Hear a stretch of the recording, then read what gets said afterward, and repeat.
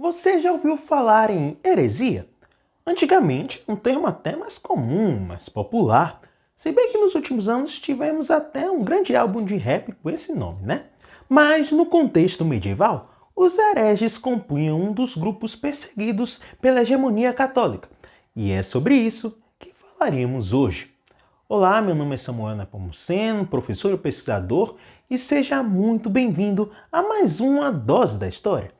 No vídeo de hoje, continuaremos a nossa série Minorias na Idade Média, episódio 3. Vamos falar das seitas heréticas e suas particularidades. Segura aí que a gente continua depois da vinheta.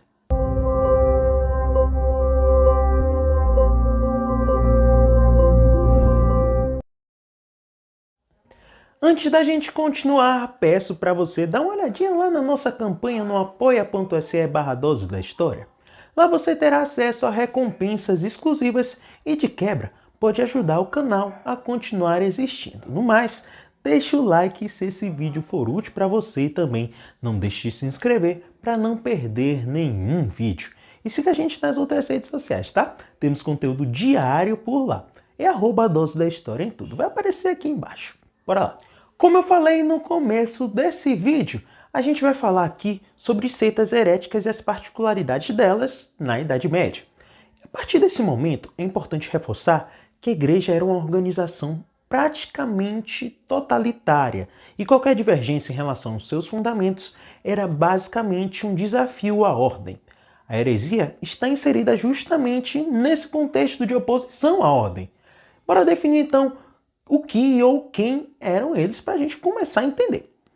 Um bispo católico, que também foi filósofo e político chamado Roberto Grosseteste, definiu no século XIII que a heresia era uma opinião escolhida pela percepção humana contrária à Sagrada Escritura, publicamente admitida e obstinadamente defendida.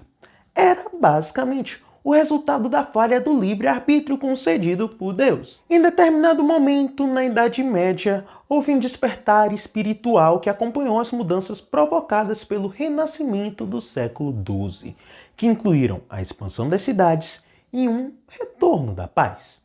Junto a esses fatores, uma efervescência religiosa denominada de Reforma Medieval também se centrava no indivíduo, incentivando uma busca individual pela redenção e o desejo do cristão leigo comum por uma relação mais direta e pessoal com Deus.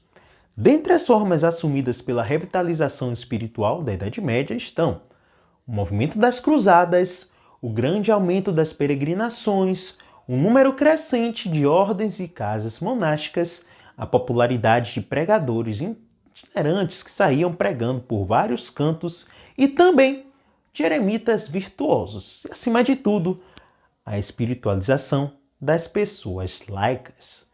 No processo de reforma da própria igreja, a partir do século XII, ela lançou uma campanha contra a simonia, que era aquela prática de comercializar coisas divinas, como as indulgências e os sacramentos.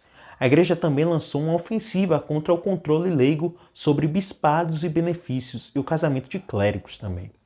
Essas atitudes trouxeram consequências sérias, concentrando a atenção na vida irregular de boa parte do clero e na inadequação do sistema. Isso transformou o papado numa instituição monárquica organizada, burocrática e legalista, com o clero se transformando em uma casta fechada e exclusiva. Essas questões, além do pesado envolvimento em guerras, ações judiciais e impostos, fizeram florescer o desejo por visões alternativas às da igreja, que buscaram primeiramente uma espécie de retorno aos princípios originais do cristianismo. O desejo de retornar aos princípios originais do cristianismo e aos ideais de vida do próprio Cristo não só proporcionou o surgimento de diversas seitas heréticas, como também incentivou o livre acesso da população à Bíblia, principalmente através de traduções do latim para os idiomas comuns falados e da difusão da pregação indiscriminada por pregadores autodidatas. Em todos os movimentos que surgiram, existia um ponto de destaque: a busca por uma vida religiosa mais completa e satisfatória através da austeridade pessoal, da adesão ao Evangelho e da pregação. Esses grupos foram transformados em herege graças à recusa da igreja em reconhecer plenamente essas aspirações e essas práticas. O historiador Jeffrey Richards, extensamente citado aqui, afirma que existiram somente 4 casos de heresia registrados entre 970 e 1018. Ocorreu um crescimento herético entre 1018 e 1050, e então se silenciaram as fontes até 1100. As seitas heréticas que ocorreram nesse período têm certas características em comum: a preocupação com a pureza, rejeição do sexo e do materialismo, negação das estruturas e práticas da igreja estabelecida também. Essas ondas de puritanismo coincidem mais ou menos com as ondas de violência contra os judeus. Os primeiros heresiarcas da época eram os próprios clérigos renegados pela igreja, a exemplo do monge Henrique de Lausanne e do padre Pedro de Bruy. A heresia albigense viria a surgir dos locais em que esses dois pregaram o evangelho. A piedade leiga foi um dos elementos mais duráveis e inspiradores da reforma medieval. Um dos exemplos mais marcantes foi o dos valdenses. Eles eram seguidores de um usurário chamado Pedro Valdo. Usurário, não usuário. Usurário mesmo, relativo à usura. No período medieval, o ato de emprestar dinheiro a juros era um pecado gravíssimo, e as pessoas que praticavam isso eram chamadas de usurários. Se vocês quiserem saber mais sobre o assunto, eu indico a obra A Bolsa e a Vida, do historiador francês Jacques Le Goff. Mas voltando, os valdenses eram seguidores desse famoso usurário de Lyon, Pedro Valdo, que se comoveu ao ouvir a história de Santo Aleixo, um homem rico que renunciou à sua riqueza e se tornou um mendigo. Em 1184, os valdenses, conhecidos como pobres de Lyon, foram condenados como hereges, mas plantaram suas raízes ali na França meridional e na Itália setentrional, apesar de forte perseguição que sofreram. Bem, como é que essa seita se organizava? Os valdenses não tinham clero ordenado. Se dividiam entre a elite, os apóstolos, os mestres, os mais velhos, ou irmãos e irmãs, que eram os pregadores. E o restante eram os amigos, que forneciam apoio e congregações à elite. Baseavam suas crenças no Novo Testamento e reconheciam somente 3 sacramentos: batismo, casamento e Eucaristia. Seu principal valor era a pobreza. Rejeitavam todos os complementos do culto católico e todas as ideias baseadas na tradição de elaboração acadêmica ou na autoridade da igreja. Mas, por sua vez, eram inteiramente ortodoxos do ponto de vista doutrinário e inicialmente assumiram um papel de liderança no combate à heresia dualista. Os valdenses eram o único movimento dissidente internacional a atrair as pessoas do campo em grande número e que permitia às mulheres, assim como aos homens, tornarem-se pregadores. Sobreviveram à morte de seu fundador e se conectaram profundamente à reforma protestante do século XVI. Outra forma de ver o mundo que também entrou em ascensão na Idade Média foi o maniqueísmo. De origem persa, essa linha de pensamento pregava uma dualidade entre o bem e o mal, originária da criação do mundo, que havia, segundo eles, surgido da disputa entre 2 deuses, cada um representando um dos espectros. A vida do maniqueísta tinha como objetivo suprimir daquilo que, dentro de si, representasse o mal. No século X, um tipo de heresia maniqueísta surgiu na Bulgária. Eram os bogomilos. Eles baseavam seus ensinamentos no Novo Testamento e, por conseguinte, rejeitavam todas as práticas não descritas ali: a confissão, a celebração católica da comunhão, o batismo das crianças e o desenvolvimento da liturgia. Acreditavam também no universo dualista, em que o mundo material era o domínio de Lúcifer e o domínio espiritual era o domínio de Deus e do seu segundo filho, Jesus Cristo. A primeira evidência da chegada do maniqueísmo no Ocidente surge em 1143.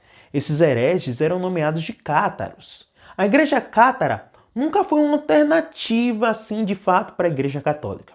Surgiram cisões devido a rivalidades pessoais e geográficas.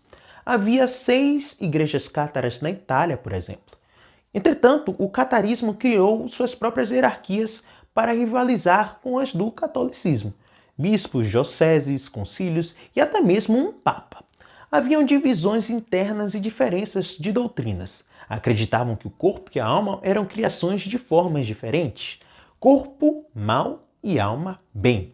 Rejeitavam todas as coisas materiais, carne, sexo, riqueza, e tudo isso era considerado intrinsecamente mal. Negavam purgatório, as missas pelos mortos, a transubstanciação e o batismo de crianças, entre outras práticas. A seita, apesar de pouco apelo intelectual, conseguiu adquirir muitos membros. Vendo aí a ascensão dessas práticas hereges, a Igreja desenvolveu uma contraofensiva baseada em 3 estratégias principais: a persuasão, a repressão e a satanização.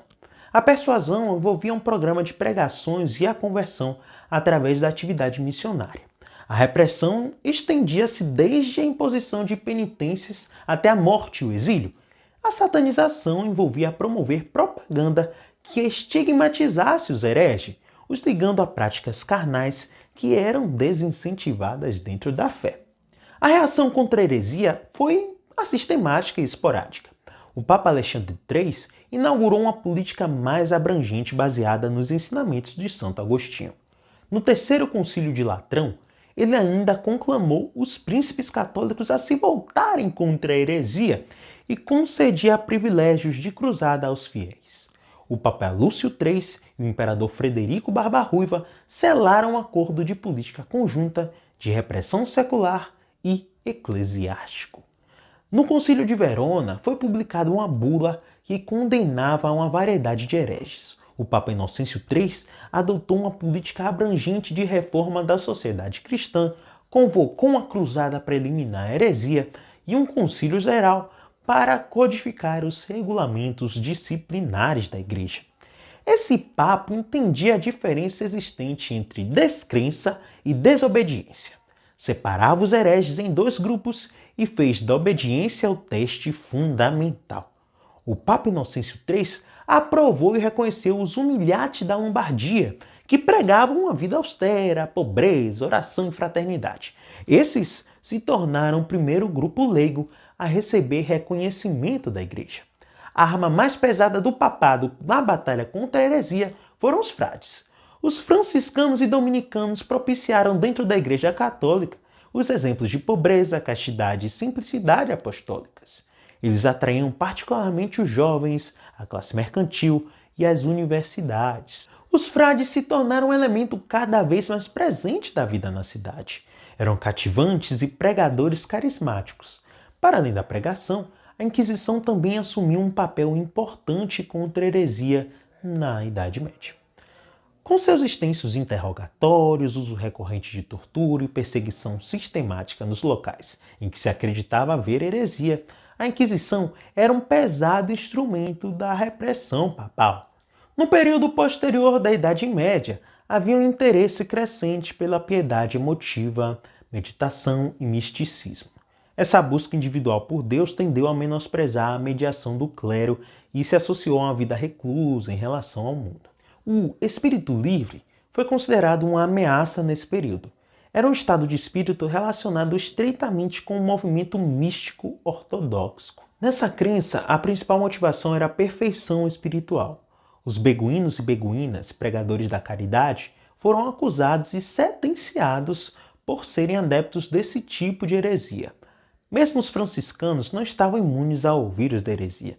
Após a morte de São Francisco, 2 tendências se destacaram dentro do grupo: os espirituais, da pobreza sagrada, Fraticelli, e os conventuais, a regra franciscana modificada, baseada nas necessidades organizacionais que enfrentavam, ou seja, os Fraticelli de Opinione. Concluindo, a gente pode perceber que a maioria dessas seitas heréticas tinha ao menos um ponto em comum: o profundo enraizamento nas áreas em que a autoridade política era difusa e não existia um poder centralizado.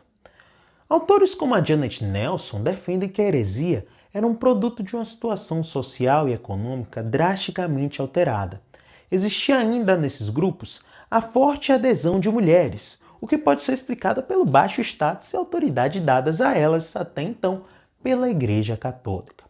Outros fatores que podem também explicar o progresso e o modelo dessas práticas heréticas são a atração duradoura pela pobreza, pelo ascetismo, ou seja, a disciplina e o autocontrole estritos do corpo e do espírito, e também o o interesse pela vida apostólica. Muito obrigado por assistir esse vídeo até aqui. O Dose da História é um projeto educacional feito com bastante cuidado. Considere se tornar um apoiador do projeto e nos ajude a seguir produzindo educação democrática e acessível para todos. Se você quiser saber mais sobre esse assunto, eu indico a leitura do livro O Sexo, Desvio e Danação, que serviu de referência para a construção dessa série inteira. Nos siga nas redes sociais para conteúdo diário de história e ciências humanas. E até a próxima.